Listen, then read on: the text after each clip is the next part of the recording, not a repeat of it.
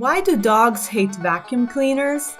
Raise your hand if your dog gives you the evil eye every time he sees you grabbing the vacuum cleaner and wheeling it out of the closet, turning the simple act of vacuuming into a multitask chore.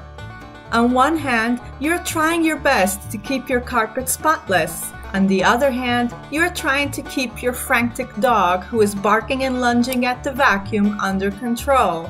If this scenario sounds all too familiar, rest assured you're not alone. There are countless dogs who hate the vacuum and are plotting a secret strategy to get Mr. Hoover and Mr. Dyson out of business. But why do dogs hate vacuum cleaners so much? Well, turns out dogs have several good reasons. Lack of early exposure.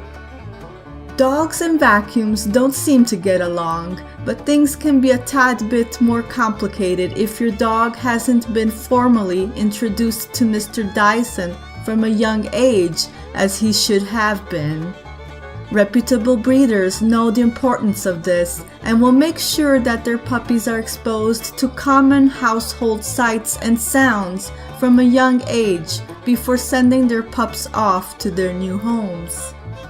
It's easy to run the vacuum around the puppies from the age of 4 weeks until they leave for their new homes.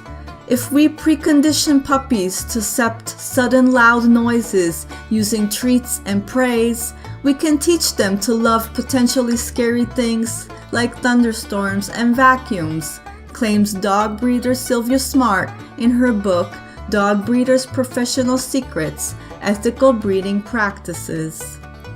If you got your dog from a pet store, a backyard breeder, or some other questionable source, chances are very high that your puppy has likely never encountered a vacuum cleaner before, and if he did, chances are it wasn't likely a pleasant experience.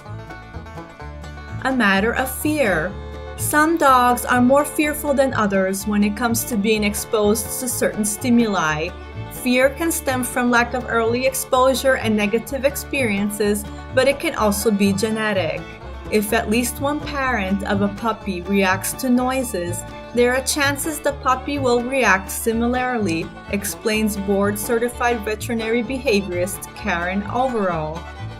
When a dog shows fear, we often forget that fear has an adaptive role that helps in the continuation of a species. In the wild, being overly confident exposes animals to undue risks that could harm or even be lethal. Fear instills a healthy level of caution that prevents putting animals in harm's way. Dogs will never understand that a vacuum collects crumbs, dust, and debris, and that it also has a helpful hygienic purpose in the house. From a dog's eyes, a vacuum is a scary monster on wheels that emits roaring noises, moves erratically, first charging and then retreating, and sucks everything in sight. And forget about trying to seek shelter under a table or couch. The vacuum always seems to eventually find him. With this whole stimulus package, it's not surprising if the mere sight of the vacuum is enough to trigger a dog to take an offensive or defensive stance. Chasing instinct at play. In some cases, dogs aren't really fearful or vacuum phobic. Rather, they are simply interested in chasing or rounding the vacuum up, just as they would do when herding unruly cattle or sheep.